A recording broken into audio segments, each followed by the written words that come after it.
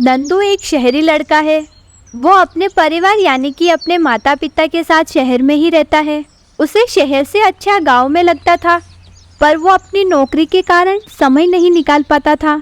नंदू का ननियाल भी गांव में ही था। उसे अपनी नानी का गांव बहुत ज़्यादा पसंद था। उसकी नानी उससे बहुत प्यार करती थी। एक दिन नंदू को उसकी नानी का फ़ोन आता है। हेलो नंदू बेटा, कैसे हो तुम? ठीक से तो हो ना? अपनी नानी की याद भी नहीं आती है तुझे तो? हाँ नानी, आप कैसी हैं? मैं बिल्कुल ठीक हूँ नानी। क्या करूँ, याद तो बहुत आती है आपकी, नाना की, मामा की, मामी की।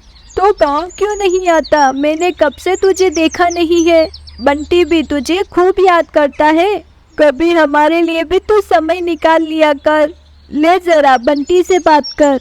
हाँ नंदू, कैसा है? सब ठीक है? हाँ बंटी, तू कैसा है? सब ठीक। तू आ रहा है ना इस बार तो गाँव? नंदू को नानी से फोन पर बात करता देख बगल में खड़ी नंदू की माँ उसकी नानी से बोलती है, हाँ हाँ माँ, नंदू इस बार आ रहा है गाँव। क्यों नंदू? पर माँ वो काम। बेटा, जब नानी का इतना मन है तो होकर आ जाना गाँव। तेरा मन भी तरोताज़ा हो जाएगा। हाँ बेटा, तेरी माँ बिल्कुल सही कह रही है। और तुझे तो गांव में कितना अच्छा लगता है। इस बार की छुट्टी वहीं बिताकर आ। ठीक है पिताजी, मैं ट्रेन की टिकट करवा लेता हूँ। ठीक से जाना बेटा, अपना ध्यान रखना। नंदू अपनी नानी के गांव के लिए निकल जाता है। ट्रेन से उतरते ही उसकी मुलाकात रमेश से होती है। गांव जाने के लिए नंदू रमेश की गाड़ी बुक करता है। गाड़ी गांव की तरफ निकल पड़ती है। अच्छा, तो आप शहर से आ रहे हैं? हाँ। यहाँ गांव में किसके यहाँ जा रहे हैं आप? मैं अपनी नानी के यहाँ जा रहा हूँ। अच्छा, तुम्हारे नाना का क्या नाम है? रामचरण सिंह। मेरे नाना का नाम रामचरण सिंह है। अच्छा, तो आप रामचरण जी के नाती हैं। ठीक ठीक। आप जानते हैं मेरे नाना को? हाँ बिल्कुल, उन्हें कौन नहीं जानता। अरे पूरे गांव के लोग मानते हैं उन्हें। बहुत ही अच्छे इंसान हैं तुम्हारे नाना जी। हाँ वो तो है। अरे वाह, कितना बढ़िया बगीचा है। इतने सारे आम लगे हैं, मुंह में पानी आ रहा है। हाँ, पर वो देखने के ही काम आते हैं, कोई नहीं तोड़ता है उन्हें। पर क्यों? किसी की हिम्मत नहीं है उस बगीचे के अंदर जाने की। लोग वहाँ चुड़ैल होने का दावा करते हैं। चुड़ैल? हाँ, अरे उस बगीचे में बहुत डरावनी घटनाएं हुई हैं। 2 लोगों ने उस बगीचे के आम चुराने चाहे, पर क्या हुआ, अगले दिन लोगों ने उनको मरा हुआ पाया। चुड़ैल जैसा कुछ नहीं होता। हाँ, जो भी हो, आप पढ़े लिखे हैं, आपकी नई सोच है। लीजिए, आ गया आपका घर। नंदू की नानी गेट पर नंदू का इंतजार कर रही थी। नंदू की नानी नंदू को देखकर बहुत खुश हो जाती है और उसे गले लगा लेती है। कैसा है तू? अरे कितनी देर कर दी तूने। चल अंदर चल, तेरी मनपसंद सब्जी बनाई है। नंदू सबको अच्छा लगता था। उसकी मामी भी उसे खूब लाड करती थी। नंदू के आने से सबसे ज्यादा खुश होता उसकी मामा का बेटा बंटी। रात को जब सब खाना खाने के लिए एक साथ बैठते हैं, ले नंदू सब्जी और ले जरा। बस बस मामी, कितना खिलाओगी? पेट भर गया मेरा अब। अरे इतने समय बाद आया है, खातिरदारी तो बनती है तेरी। हाँ माँ, क्यों नहीं। अगले दिन नंदू और बंटी पूरे गांव में घूमने का सोचते हैं। सुन बंटी, क्यों ना अपन पूरा गांव घूम कर आए? हाँ, क्यों नहीं, पूरा गांव घूम कर आएंगे। नानी आज मुझे बंटी गांव घुमाने के लिए ले जा रहा है, तो आज हम देरी से आएंगे, खूब सारा घूमकर। ये हमारे गांव का सबसे पुराना पेड़ है। सरपंच जी इसी के बीच में बैठक रखते हैं। बहुत ही सुंदर है। और वो जो खेत दिख रहा है ना, सबसे बड़ा खेत, वो हमारा ही है। चल वहाँ चलते हैं। कितना बड़ा खेत है तुम्हारा। और ये आम का पेड़ भी हमारा ही है। इसमें आम नहीं लगते क्या? ना, इस बार नहीं लगे। बंटी, वो जो बड़ा सा आम का बगीचा है, क्यों ना वहाँ चलें? घूमकर भी आएंगे और खूब सारे आम भी ले आएंगे। नहीं नंदू, उस बगीचे में नहीं जा सकते, वहाँ कोई नहीं जाता। सुना है वहाँ चुड़ैल रहती है, बहुत ही भयानक चुड़ैल है वो, जो वहाँ पर जाने वाले को पेड़ पर उल्टा लटका देती है।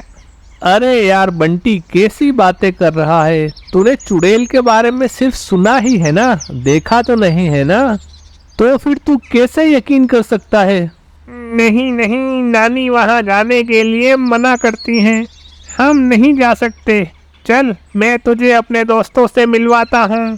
सुनो सुनो सब, चीकू, सोनू, विक्की, ये मेरा भाई है जो शहर से आया है, ये मेरी बुआ का बेटा है। चलो नंदू, हम सब साथ में मिलकर खेलते हैं। नंदू बंटी के दोस्तों के साथ खूब खेलता है और दोनों शाम को घर चले जाते हैं। पर नंदू उसी बगीचे के बारे में सोचता रहता है। सभी रात का खाना खाकर सोने की तैयारी करते हैं। नंदू, तो बंटी के साथ उसके कमरे में सो जा, ठीक है? हाँ हाँ नन्नू, तू मेरे कमरे में सो जा, खूब मस्ती करेंगे। चल यार, बहुत नींद आ रही है, सोने चलते हैं। बंटी और नंदू सोने चले जाते हैं। आधी रात को सब लोग और बंटी जब गहरी नींद में सो जाते हैं तो नंदू चुपके से उठकर घर से बाहर निकल जाता है। नंदू को गांव वालों की बगीचे के बारे में सुनाई गई कहानी पर बिल्कुल भी विश्वास नहीं था। नंदू को चुड़ैल की कहानी कोई ढोंग लग रही थी, इसीलिए वो सच का पता लगाने के लिए आधी रात में ही बगीचे के अंदर घुस जाता है। नंदू वहाँ बहुत सारे आम के पेड़ देखता है। इतना बड़ा बगीचा है, अंदर से तो ये और भी सुंदर दिखता है। इतने सारे आम, इन सबको तोड़कर घर ले जाऊंगा और पूरे गांव वालों को बताऊंगा कि उनकी चुड़ैल की कहानी झूठी है, ये बस उनके मन का वहम है।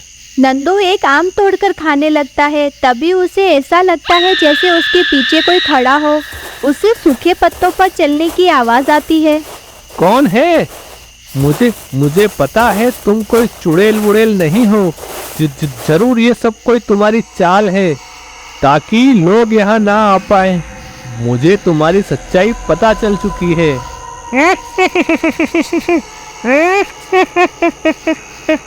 तभी नंदू को जोर जोर से हंसने की आवाज आती है और नंदू को अपने सामने एक चुड़ैल दिखाई देती है।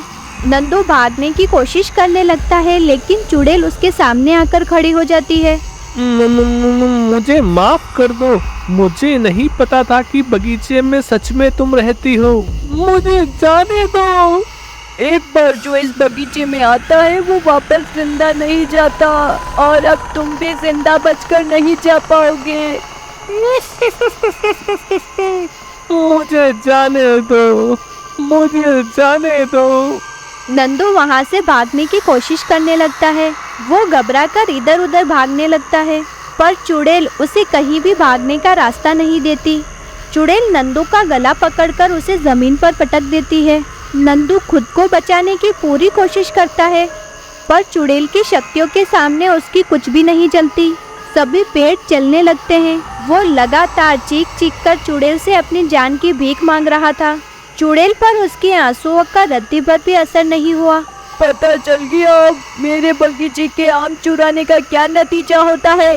कि नहीं था ना तुम्हें, लोगों ने तुम्हें बहुत समझाया पर तुम नहीं माने। अब भुगतो अपनी किए की सजा। चुड़ैल नंदू का गला पकड़ लेती है और देखते ही देखते नंदू अपना दम तोड़ देता है और सब कुछ फिर से सामान्य हो जाता है। पेड़ वापस अपनी जगह में चले जाते हैं और चुड़ैल गायब हो जाती है। अगली सुबह सभी नंदू को ढूंढने लगते हैं। नंदू की नानी का रो रो कर बुरा हाल हो जाता है।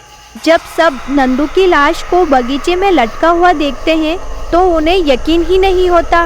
उस दिन के बाद से गांव के लोगों ने हमेशा के लिए बगीचे का रास्ता बंद करने का सोचा और सभी को वहां जाने के लिए बिल्कुल रोक लगा दी।